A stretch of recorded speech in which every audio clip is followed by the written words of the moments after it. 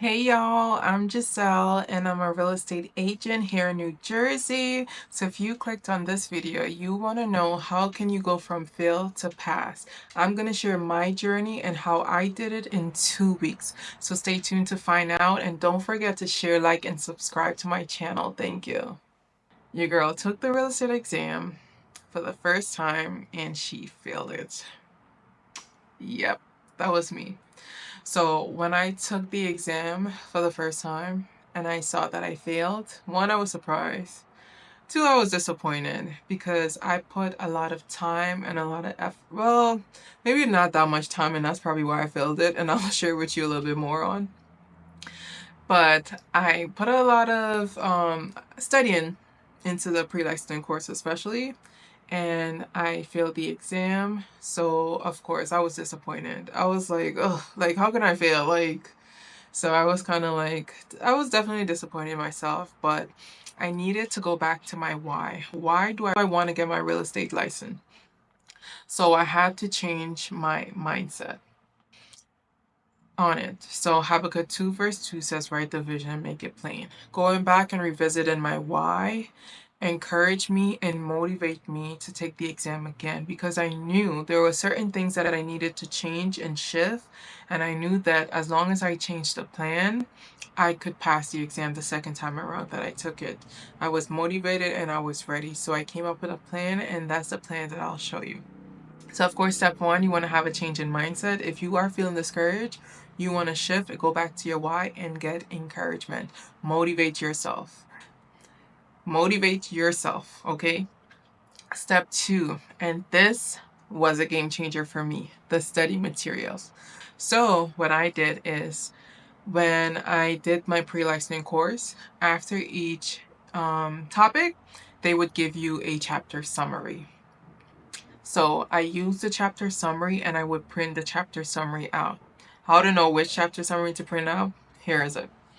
So what you want to do is when you sign up for the real estate exam for the first time, they give you this sheet, they give you like a study guide, and it tells you, okay, this topic is worth this percentage on the exam, and they give you a breakdown of all the different topics that's going to be on the exam, as well as the percentage of the exam that's on that particular topic.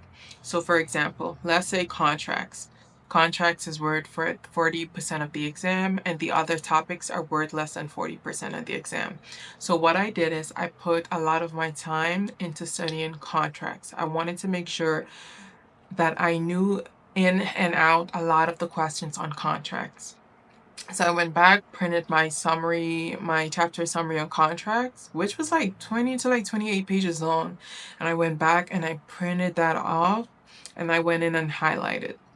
And I did the same thing for the topic that was weight the second heaviest and then the third, and it kept going down. But I started first with contracts and then I went downwards. So I used the study guide that PSI, which is the agency that I signed up with to take the real estate exam, and that's what they sent me. So I used that study guide they sent me. I used my chapter summary from my pre-licensing course that I took. I also, once you fill the exam, they give you a scorecard. So the scorecard is gonna tell you for each topics on the exam what you got right, the questions that you got correct, and the total questions for that particular topic. So for example, agency. Let's say there were 20 questions on agency and I got 5 out of the 20 correct. I would want to go back and revisit agency because that means I do not know as much as I thought I knew. I do not know. I need to revisit agency, the chapter in agency, and study it because clearly I didn't know as much as I thought I did on the exam. Remember, I kept referring to a scorecard? Well, this is my scorecard. As you can see, I got a 72 when the passing was 77. The total score on the exam, or the max score, I should say, was 110. And out of 110, I only got 72 correct. So this is what I use to help me pass the exam. So I would focus on areas that had the largest scores. So for example, statutes and rules governing licensee activity, that was 22 questions You could get maximum score of 22. So I would focus on those. We have contracts, maximum 15. So I also focus on those. Agency, which is 10. And then I would keep going back to those that had the highest max scores, and then I work my way down.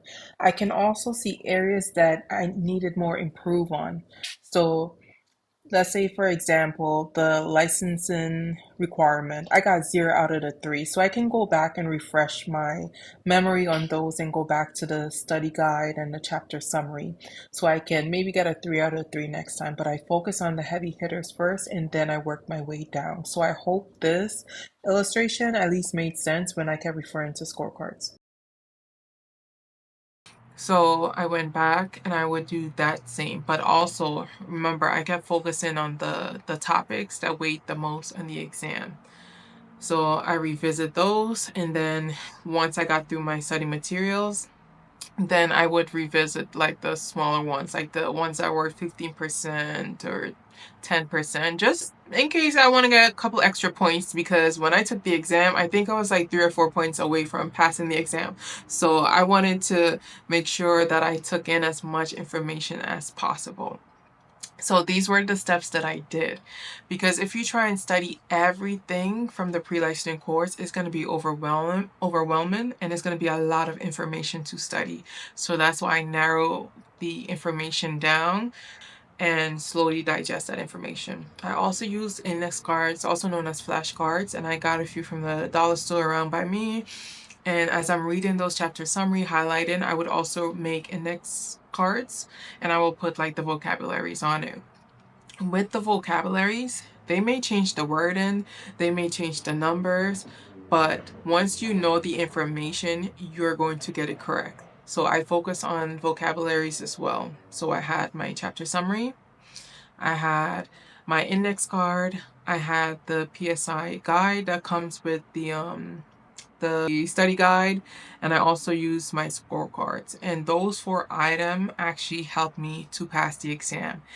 This is why I'm sharing with you some of the tips that I wish I knew before taking the exam, but you still have an opportunity to pass it.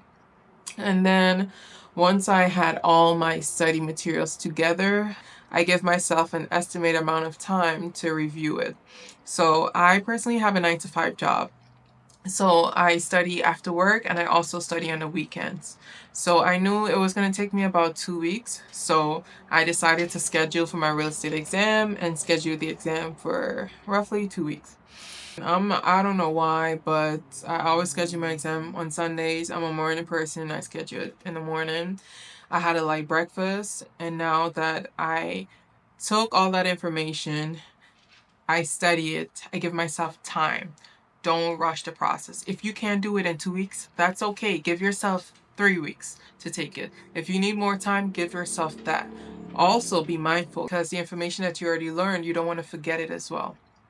So try and take your exam as soon as possible, 2 to 3 weeks. If you need 4 weeks, do it. But you also have to constantly refresh yourself the longer you take to actually take the exam.